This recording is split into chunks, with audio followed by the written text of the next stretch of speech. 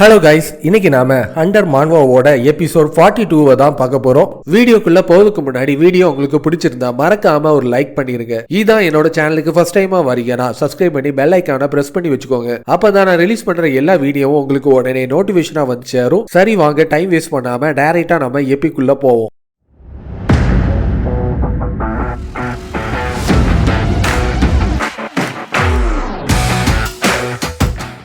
சோய் ஆக்ரோஷமா அவனோட பவர்ஃபுல்லான பஃப் எல்லாத்தையுமே பயன்படுத்தி சங்க தாக்கிட்டு இருக்கு. ஆனா அவன் என்னன்னா ஈஸியா அதுல இருந்து டாஜ் பண்ணிட்டு இருப்பான். எதுக்காக கோல மாதிரி என் கிட்ட இருந்து ஓடிட்டு இருக்க, வா டைரக்டா என் கூட வந்து ஒரு ஆம்பளை மாதிரி சண்டை போடு. சங்க அவனோட காம்பைட் கிளையரன்ஸை பயன்படுத்தி அவனோட ஆப்பனண்டோட மூவ்ஸ் எங்க இருந்து தாக்க போகுதுன்னு அவனுக்கு முன்னாடியே தெரிஞ்சிட்டு இருக்கு. அதனாலதான் அவன் கூட சேர்ந்து ஈஸியா அவன் சண்டையில ஈடுபட்டு இருக்கான். இப்ப வரைக்கும் இங்க இருந்து பாக்குற எல்லாத்தையும் பார்க்கும்போது சங்குக்கு தான் அவனோட கை ஓங்கி இருந்துட்டு இருக்கு. அவனோட ஆப்பனண்டா இருக்கிற சோய் அவங்க கிட்ட ஜெயிக்கிறதுக்கு வாய்ப்பே இல்ல. எஸ்ராங்கரா இருக்கிறவங்க இந்த அளவுக்கு சுப்ரீமா இருப்பாங்க நான் நினைச்சு கூட பார்க்கல. இதே என்னோட மதர் ஹேண்ட் ட்ரில் செக்மெண்ட் ஸ்கில்ல பயன்படுத்தி இங்க இருக்கிற எஸ்ராங்கர் எல்லாத்தையுமே என்னோட கண்ட்ரோலுக்கு கொண்டு வந்து ஒரு எஸ்ராங் ஆர்மியை உருவாக்கி அவங்க எல்லாருமே கரெக்டா என்னோட சிங்க் படி வேலை பார்த்தாங்கன்னா என்னால ஜெயிக்க முடியாதுன்னு சொல்லிட்டு எதுவுமே கிடையாது. இந்த உலகத்துல இருக்கிற எந்த டஞ்சனாலும் என்னால ஈஸியா தோக்கடிக்க முடியும். ஏன் வருங்காலத்துல மான்ஸ்டரையும் ஈஸியாவே என்னால தாக்கி அழிக்க முடியும். ஹண்டர்ஸ் உடனே உங்களோட அட்டாக்க பயன்படுத்தி தாக்குங்கன்னு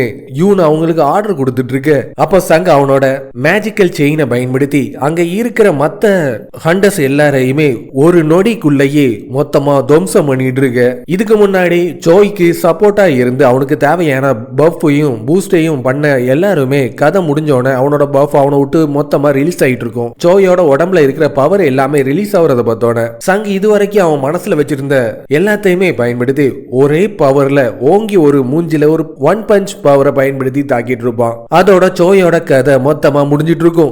கொஞ்ச நேரத்துக்கு முன்னாடி எங்க கிட்ட தோக்குற நிலவலுக்கு தானே இருந்துட்டு இருந்த, இப்ப மட்டும் உன்னால எப்படி இந்த அளவுக்கு சண்டை போட முடிஞ்சிச்சு? நீ என்ன நினைச்சிட்டு இருக்க? இதை தவிர எங்கள்கிட்ட எதுவுமே கிடையாது நினைச்சிட்டு இருக்கியா? இதை விட பயங்கரமான மான்ஸ்டர் ஒண்ணு எங்க கிட்ட இருந்துட்டு இருக்கு. அதுதான் என்னோட ட்ரம் கார்டும் கூடன்னு அவனோட ட்ரம் கார்டை யூஸ் பண்ணதுக்கு தயாராயிட்டு இருப்பான். நோவா உன் பின்னாடி கொஞ்சம் பாருன்னு சங் பார்த்து கத்திட்டு இருப்பான். என்னன்னு பார்த்தனா லெட்டி அந்த இடத்தை நோக்கி வந்து நோவாவோட தலையில ஓங்கி ஒரு கிக் பண்ணி யூஜில அங்க இருந்து கேப்சர் பண்ணி கொண்டு போயிட்டு இருக்க.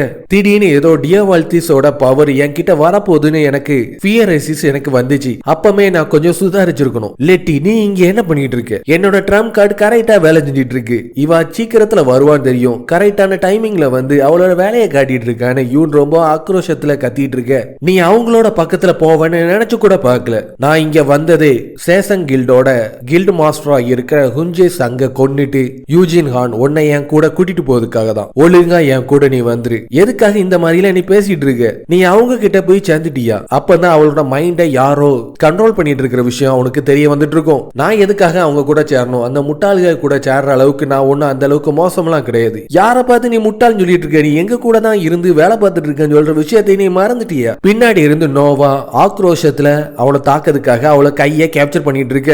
உன்னை அவளை சீக்கிரத்துல நான் யாரையுமே தாக்கிறதுக்கு விடவே மாட்டேன்னு யூஜின் வேகமா வந்து அவளை கேப்சர் பண்ணிட்டு இருப்பான். ஒரு சாதாரண எஃப்ராங்கரா இருக்கிற உன்னால பெருசா என்ன பண்ண முடியும்? நீ இப்ப என்ன பண்ணிட்டு இருக்க தெரிஞ்சுக்கலாமா? லெட்டி நீ என்ன மறந்துட்டியா? நாம ரெண்டு பேரும் எந்த அளவுக்கு நெருங்கிய ஃப்ரெண்ட்ஸா இருந்தோம். அன்னைக்கு ராத்திரி நாம ஒரே பெட்ல இருந்து பண்ண எல்லா விஷயத்தையும் நீ மறந்துட்டியா? இவன் எதை பத்தி பேசிட்டு இருக்கான்? ஒருவேளை இவன் தலையில ஏதாச்சும் அடிக்கடி பட்டுட்டாரு மத்தவங்க எல்லாருமே மொத்தமா பார்த்து வினோதமா பார்த்துட்டு இருக்க. தேவையில்லாம உன்னோட வேலையெல்லாம் என்கிட்ட காட்டாத. உன்னை நான் சும்மாவே விட மாட்டானே. லெட்டி அவனை தாக்கிறதுக்கு தயாராயிட்டு இருக்கும் போது யூஜின் அவனோட ரெசிஸ் பாய்சன் சொல்ற ஸ்கில்ல டபுள் ஸ்கில் எஃபெக்டா யூஸ் பண்ணிட்டு இருப்பான். அது கரெக்டா போய் ஒரு மின்னல் தாக்குன மாதிரி லெட்டியோட நடு மண்டையிலேயே தாக்கிட்டு இருக்கும் போது என்னாச்சுன்னு கண்ணை திறந்து பார்த்தனா என்னோட டார்லிங் இருக்கிற யூஜின் உன்னை நான் திருப்பி பாப்பேன்னு நினைச்சு கூட பார்க்கல. நீ எனக்கு கரெக்டான டைமிங்ல என் மைண்ட்ல இருக்கிற எல்லாத்தையுமே கிளியர் பண்ணிட்டு அதுக்கு ரொம்ப நன்றின்னு அவ சந்தோஷமா அவளை கட்டி அணைச்சிட்டு இருக்க. அவன் என்னன்னா ஒரு குழந்தைய தூக்கி சந்தோஷமா கொஞ்சிட்டு இருக்க மாதிரி பண்ணிட்டு இருக்க. அங்க நீ என்னத்தை கிழிச்சிட்டு இருக்க? ஒழுங்கா எங்களுக்கு வந்து ஹெல்ப் பண்ணுன்னு யூன் பார்த்து பதறி அடிச்சு கத்திட்டு இருக்க. ஒழுங்கா வாய மூடிட்டு இல்லனா பூச்சியா இருக்கிற ஒன்ன அங்க வந்து நசுக்குனால் நசுக்கிடுவேன் கோவத்துல. நீ அப்பனா அவங்களோட சைடுக்கு போகவே இல்லையா? நான் எதுக்காக அந்த மாதிரி பண்ணணும்? ஏன்னா எனக்கு இந்த மாதிரி ஒரு ஆப்பர்ச்சுனிட்டி கிடைச்சதுக்கு நான் ரொம்ப சந்தோஷப்பட்டு இருக்கேன்னு அவளோட வில்லத்தனத்தை திருப்பியும் காட்டுறதுக்கு அவ தயாராயிட்டு இருக்க.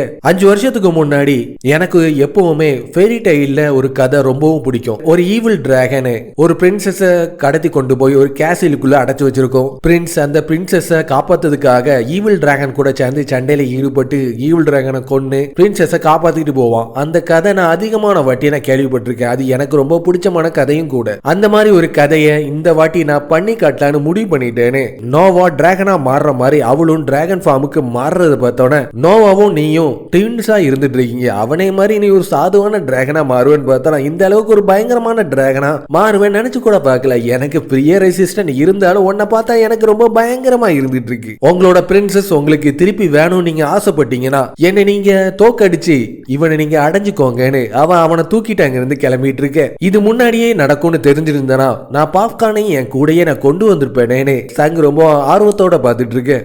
அவளை நாங்க எதுக்காக இந்த இடத்த நோக்கி கொண்டு வந்தோம் சொல்ற விஷயத்தையே அவ மொத்தமா மறந்துட்டா. அவ்வளவுதான் என்னோட கதை மொத்தமா முடிஞ்சு போச்சுன்னு யுன் பார்த்து கதறிட்டு இருக்க. அந்த டஞ்சன்ல ஒரு பழமையான ஒரு கேசல் ஒண்ணு இருந்துட்டு இருக்கும். இந்த பிரின்சஸ் இனி எனக்கு தான் சொந்தம், யாராலையும் இவனை அடையவே முடியாதுன்னு ஒரு ஈவில் டிராகனா அவளோட வேலையை காட்டுவான்னு சொல்லிட்டு பார்த்தனா காட்சிலா மாதிரி அங்க இருந்து நடக்க கூடாது எல்லாத்தையுமே பயன்படுத்தி கதறிட்டு இருக்க.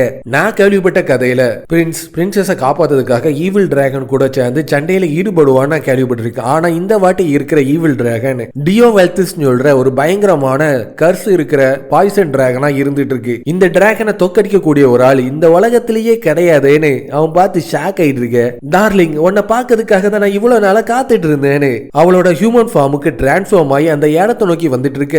எதுக்காக நீ திடீர்னு ஹியூமன் ஃபார்முக்கு மாறின? நீ ஒத்த துணி இல்லாம நேக்டா இருக்கிற கோலத்தை என்னால பார்க்கவே முடியல, என் கண்ணு கூசிட்டு இருக்கு. யாரு நேக்டா இருந்துட்டு இருக்கா? எனக்கு ட்ரெஸ் இன்னும் இருந்துட்டு தானே இருக்கு. ஆனா நோவா ஒவ்வொரு வாட்டியும் டிராகன் ஃபார்ம்ல இருந்து ஹியூமன் ஃபார்முக்கு டிரான்ஸ்ஃபார்ம் ஆகும்போது அவன் ஒத்த துணி இல்லாம நேக்டால இருந்துட்டு இருப்பான். நீ எதை நினைச்சு கவலைப்படாத, அதை எப்படி பண்ணணும்னு சொல்ற டெக்னிக்கை அவனுக்கு நான் கத்து கொடுத்துறேன். என்னோட லைஃப்ல இந்த மாதிரி ஒரு ஃபன்னான பிளேயை நான் பண்ணுவேன் நினைச்சு கூட பார்க்கல. எனக்கு அந்த ஈவில் டிராகனா மாதிரி பிரின்சஸை கேப்சர் பண்ற விஷயம் எனக்கு ரொம்பவும் பிடிக்கும். உன்னோட கனவு நிறைவேறதை நினைச்சு பார்க்கும்போது எனக்கு ரொம்ப சந்தோஷமா இருந்துட்டு இருக்கு. ஆனா என்ன பிரின்சஸ் மட்டும் கூப்பிடாது, அதை கேட்கும் போதே ரொம்ப கன்றாவியா இருந்துட்டு இருக்கு. ஆமா நான் கேட்கணும்னு நினைச்சேன், நீ எப்படி அவங்களோட கண்ட்ரோலுக்குள்ள போன நான் தெரிஞ்சுக்கலாமா? நான் மெக்சிகோல ஒரு சண்டையில ஈடுபட்டு இருந்தேன். திடீர்னு அவங்க எப்படி என்னோட கண்ட்ரோல்ல அவங்களை கொண்டு வந்தாங்கன்னு எனக்கு ஒண்ணுமே தெரியல. ஒவ்வொரு வாட்டியும் அவங்க என்ன கண்ட்ரோலுக்குள்ள கொண்டு வரதுக்காக எவ்வளவோ ட்ரை பண்ணாங்க. அவங்க கூட சேர சொல்லி என்கிட்ட டைரக்டா அக்ரிமெண்ட்ல ஈடுபடுறதுக்கும் தயாரானாங்க. ஆனா ஒவ்வொரு வாட்டியும் அவங்களோட மனசை புண்படுத்துற வகையில வேண்டாம் வேண்டாம் வேண்டாம் சொல்லிட்டே இருந்தேன். ஆனா கடைசியா அவங்களோட வேலையை என்கிட்டயே காட்டிட்டாங்க. நம்மளுக்கு தேவையான விஷயம் எல்லாமே ஈஸியா நம்மளுக்கு கிடைச்சிட்டுனா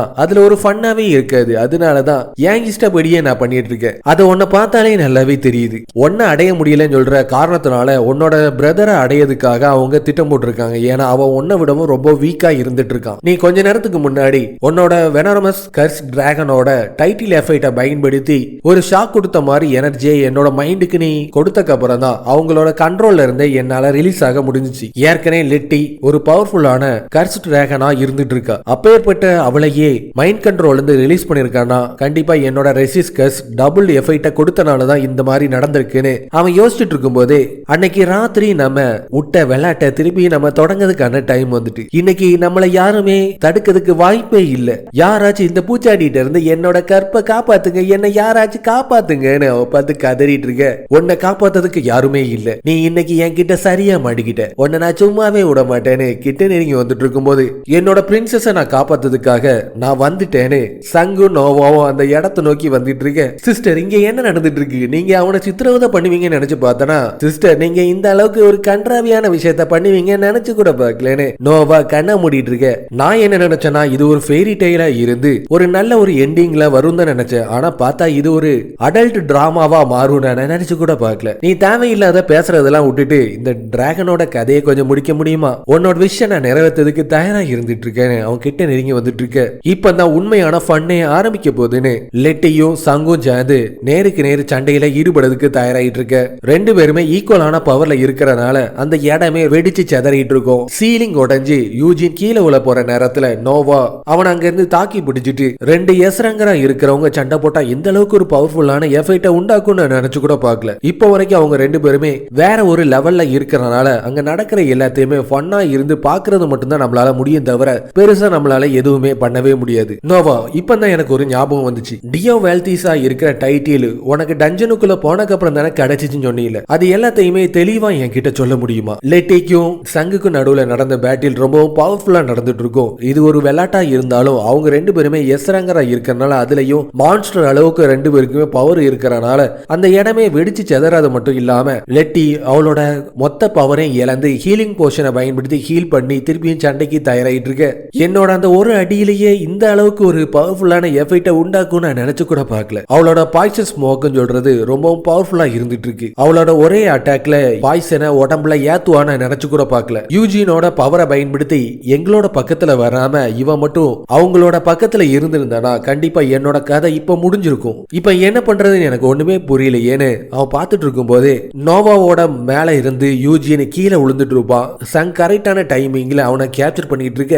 எதுக்காக நீ இது எல்லாமே பண்ணிட்டு இருக்க நான் தெரிஞ்சுக்கலாம். சங்கோட உடம்புல இருந்த பாய்சன் எல்லாத்தையுமே அவனோட கர்ஸ் ரெசிஸ்டன்ட பயன்படுத்தி ரிலீஸ் பண்ணிட்டு இருக்க. பாய்சன் என்னை விட்டு மொத்தமா போயிட்டேன்னு சங் பார்த்து ஷாக் ஆயிட்டு இருக்க. காய்ஸ் இது சீட்டிங், நீங்க இந்த மாதிரி பண்ணவே கூடாதுன்னு அவன் அங்கிருந்து ஓடி வந்துட்டு இருக்க. யூஜின் அவனோட பவரை பயன்படுத்தி என் உடம்புல இருந்த பாய்சனை ரிலீஸ் பண்ணது மட்டும் இல்லாம லெட்டியோட மைண்ட் கண்ட்ரோலையும் ஃப்ரீ பண்ணிட்டான். எஃப்ராங்கரா இருக்கிறவன் இந்த அளவுக்கு பவர்ஃபுல்லா இருப்பான்னு நினைச்சு கூட பார்க்கல. சங் நான் உன்ட்ட ஒரு கேள்வி கேட்கணும்னு ஆசைப்படுறேன். நோவா அவனோட டஞ்சனுக்குள்ள போனக்கு அப்புறம் தான் அவனுக்கு டியோ வெல்திஸ் சொல்ற டைட்டிலே கிடைச்சிச்சு. அவன் அங்க போன அந்த டைட்டிலையும் டிராகன் ஃபார்மையும் அடைய முடியும் சொல்ற விஷயம் உனக்கு தெரிஞ்சனால தானே அவனை அங்க அனுப்பி வச்ச.